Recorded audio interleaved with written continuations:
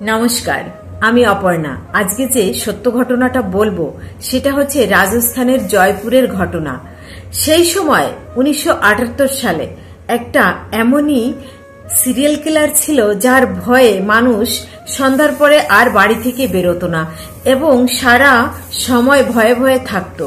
কারণ কি, ওই সময় এমনই একটা ক্রিমিনাল ঘুরে বেড়াতো যে প্রত্যেকটা মানুষকে মার্ডার করে দিত, কিন্তু কেউ ধরতে পারতো না। একদিন কি হয়েছে, একটা রোডের পাশে একটা মৃত ব্যক্তিকে পাওয়া গিয়েছে। পুলিশকে খবর দেওয়া হয়েছে, পুলিশ সেটাকে নিয়ে গিয়ে ময়নাতদন্তের জন্য রেখে দিয়েছে। কিন্তু ময়নাতদন্ত যখন করা হয়েছে তখন ডাক্তাররা বলল যে এটা কোনো মানুষ হয়তো একটা হাতুড়ি বা কোনো কিছু দিয়ে মাথার নিচে, যা গলার পিছনে কানের কাছে মেরেছে, আর তার জন্য এর গলার হাড় ভেঙে গিয়েছে এবং মারা গিয়েছে।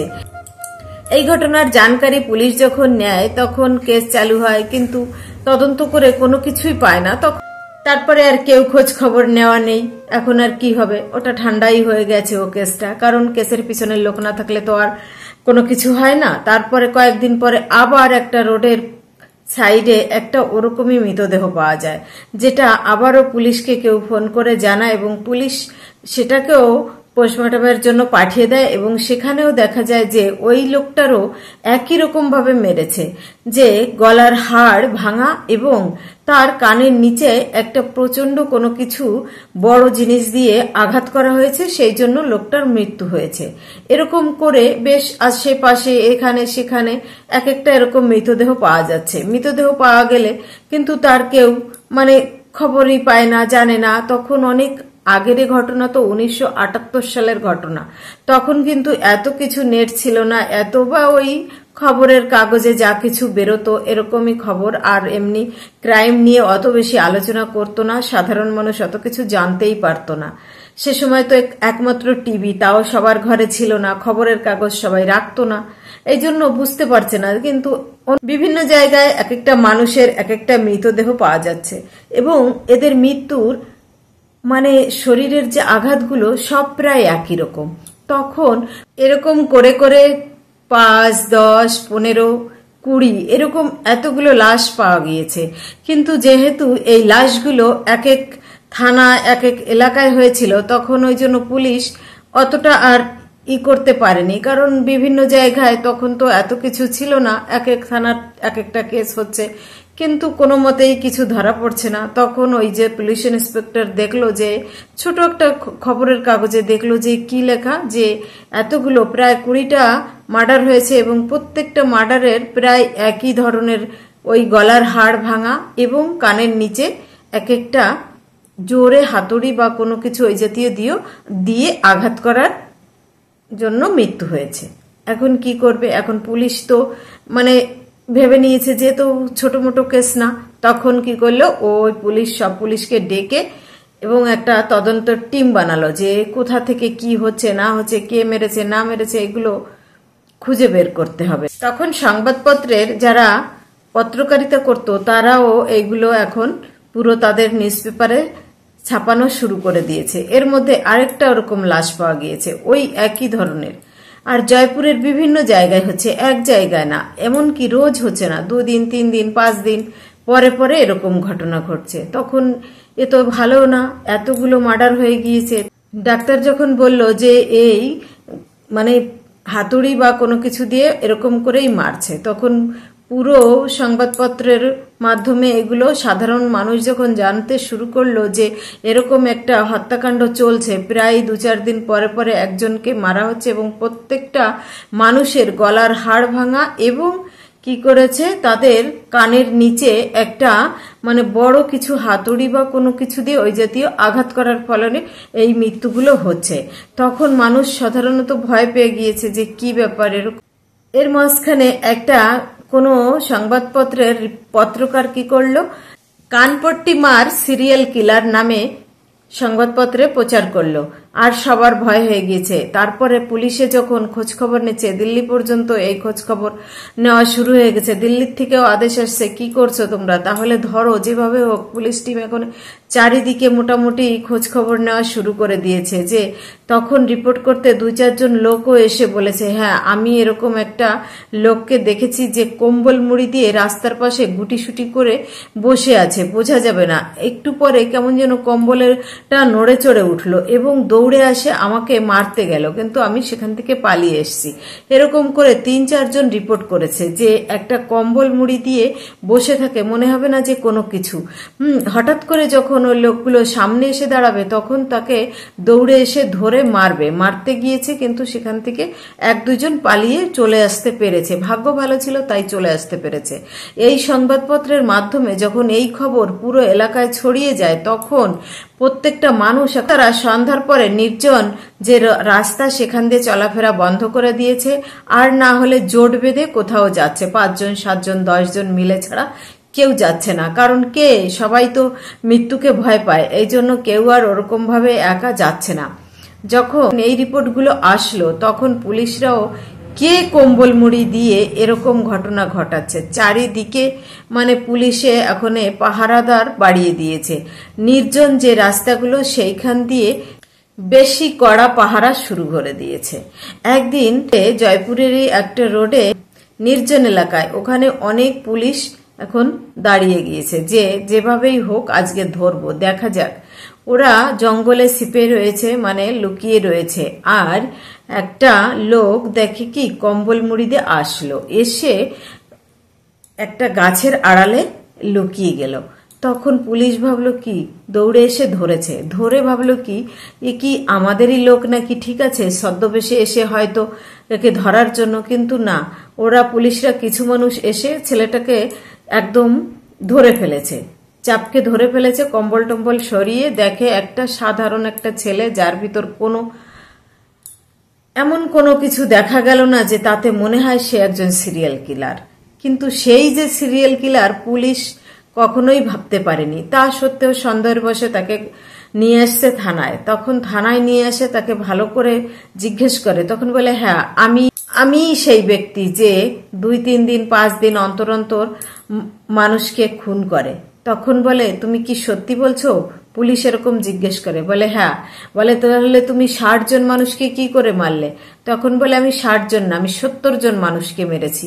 পুলিশ কোনো মতেই বিশ্বাস করতে পারছে না যে এরকম একটা সাধারণ চেহারার 25 বছরের ছেলে কি করে এরকম একটা ঘটনা ঘটাতে পারে।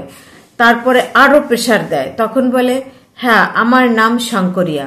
শঙ্করিয়ার জন্ম হয়েছিল রাজস্থানের জয়পুরের একটা কলোনিতে, যেখানে তার 1952 সালে জন্ম হয়েছিল। জন্ম হওয়ার পরে সে প্রথমে তো স্কুলে যায়, ওদের অবস্থা মোটামুটি খারাপ না, সেই জন্য প্রাথমিক স্কুলে যায়, পড়াশুনো করে। তারপরে আরো তার বাড়ির লোকে ভাবে পড়াশুনো করে বড় কিছু হবে, এই করবে, কিন্তু ও আর পড়াশুনোয় মন দেয় না। কোন রকমের মাধ্যমিক পাসটা করে। আর এদিকে মোটামুটি 23-24 বছর অব্দি ভালো ছেলেই ছিল, বাবা মায়ের কথা শুনতো এবং সবকিছুই করতো। হঠাৎ করে যখন 25 বছরে পা দেয় তখন ওর স্বাভাবিক আচরণ থেকে একটা অস্বাভাবিক আচরণে পরিণত হয়। কারোর সঙ্গে বেশি মেলামেশা করে না, একা থাকতেই পছন্দ করে এবং এইভাবেই ও চলছে। কোনো কারোর সঙ্গে মেলামেশা করে না, কিছু না। তখন পুলিশ কি করলো, ভালো করে সব জিজ্ঞাসাবাদ শুনলো। তখন ও বলে আমার গ্রামের বাড়ি ওইখানে, জয়পুরের আমার অমুক জায়গায় বাড়ি, সেখানে গিয়েছে। সেখানে গিয়ে ওর মা বাবাকে বলেছে তোমার ছেলে এরকম সিরিয়াল কিলার এতজন 60 থেকে 70 জন মানুষকে মেরে ফেলেছে।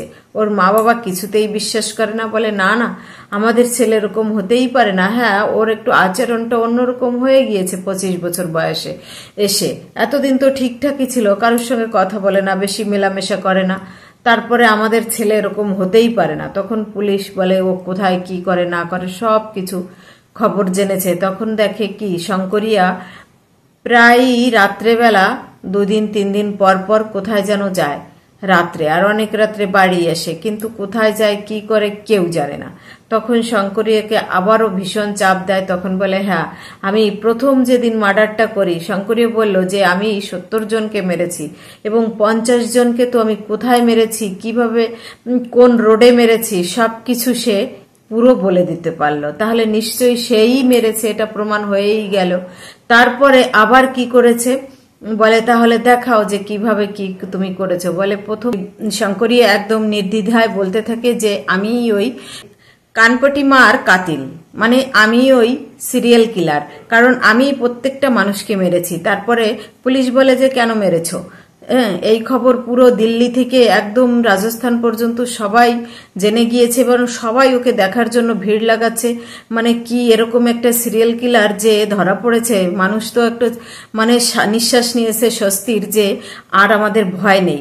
তখন শঙ্করীয় বলে যে আমি যখন এরকম বাইরে গিয়েছি তখন প্রথম যেদিন একটা মানুষকে মেরেছিলাম তখন সেই মানুষটা এমন জোরে চিৎকার করেছিল, এমন জোরে কান্না করেছিল, তাতে আমার খুব ভালো লেগেছিল। মনে হচ্ছিল যেন কেউ যেন সুর ধরে গান করছে। আবার মেরেছি, আবারও সে চিৎকার করেছিল, ওই চিৎকারটা আমার ভালো লেগেছিল।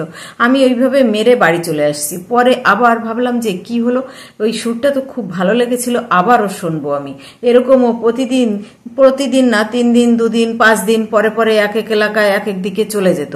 রাত্রেবেলা সন্ধ্যার পরে চলে যেত, গিয়ে সেখানে ফাঁকা জায়গায় কোনো লোককে যদি পেত সঙ্গে সঙ্গে তাকে ওরকম ভাবে হাতুড়ি দিয়ে এমন ভাবে কানের নিচে গলার সাইডে মারতো যাতে কানের নিচে খুব জোরে লাগে এবং গলার হাড়ও ভেঙে যায়। এরকম ভাবে মারতে গিয়ে তখন ওই লোকটা চিৎকার করত, এমন চিৎকার করত সেই চিৎকার শঙ্করিয়ারের একটা গানের মতো লাগতো, খুব ভালো লাগতো। এই যে একটা ওর পাগলপান, এই পাগলপানের জন্য ও একের পর এক 70টা মানুষকে মেরে ফেলেছে। তারপরও পুলিশের জালে ধরা পড়েছে।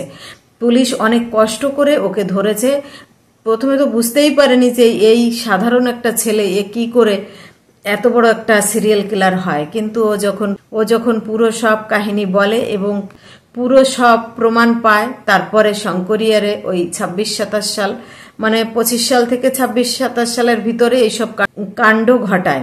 তারপরে ওকে পুলিশে নিয়ে যায় এবং পুলিশের কাছে এইসবই ও ঘটনা বলে। আদালতে গিয়েও এরকমই বলে যে ওই চিৎকার আমার এত ভালো লাগতো, মানুষকে মারলে তখন আমার খুব ভালো লাগতো, এই ভালো লাগার জন্যই আমি একের পর এক মারতে গিয়েছি। যখন আমি কোনো মানুষকে একা পেতাম তখনই মারতাম, যখন দল বেঁধে কেউ যেত তখন আমি মারতাম না, কারণ তখন আমি ধরা পড়লে হয়তো তারা আমাকে মারবে বা আমি ধরা পড়ে যাব। এই কারণে আমি বেশি মানুষের ভিতরে যেতাম না। যখনই দেখতাম একা একা কেউ যাচ্ছে তখনই তাকে ওরকম মারতাম। প্রথম দিন যেভাবে মেরেছি ওইভাবে মারলে সব মানে চিৎকার এত ভালো আসে, সেই ভেবে আমি প্রত্যেকবার ওই কানের নিচে এমন জায়গায় মারতাম যে কানপট্টি ওখানেও লাগতো এবং গলায়ও লাগতো। এইভাবেই আমি সব খুনগুলো করেছি। আমার শুধু ভালো লাগতো ওদের ওই চিৎকার। মানে এ হচ্ছে সাইকো টাইপের মানুষ, তাহলে এই করতে পারে? কেউ বিশ্বাসই করতে পারে না যে একটা 27 বছরের ছেলে এরকম একটা কাণ্ড ঘটাতে পারে। তাকে দেখে তো কেউই বুঝতে পারেনি, কিন্তু ওর আদালতে এই পুরো প্রমাণ হয়ে যায়। পুলিশও ওইভাবেই চার্জশিট সাজায়। তারপরে ও জেলা আদালতে ওকে মৃত্যুদণ্ড দিয়েছে, হাইকোর্টে ওকে মৃত্যুদণ্ড দিয়েছে, সুপ্রিম কোর্টে ওকে মৃত্যুদণ্ড দিয়েছে। তারপরে ও রাষ্ট্রপতির কাছেও দরখাস্ত করেছিল যে রাষ্ট্রপতিও ওকে মৃত্যুদণ্ডই রেখে দিয়েছে বহাল করে। কারণ এরকম একটা মানুষকে আবার মৃত্যুদণ্ড থেকে, মানে ওকে কি বলবো, ওকে তো মানুষের হাতে তুলে দেওয়া উচিত ছিল, যে ওকেও মানুষ যে পিটিয়ে মেরে ফেলুক। এরকম ঘটনা যে ঘটায় তাকে আর বাঁচার দুনিয়ায় তার তো কোনো অধিকারই থাকার কথা না। 16ই মে 1979 সালে মাত্র 27 বছরে তাকে ফাঁসি দেওয়া হয়।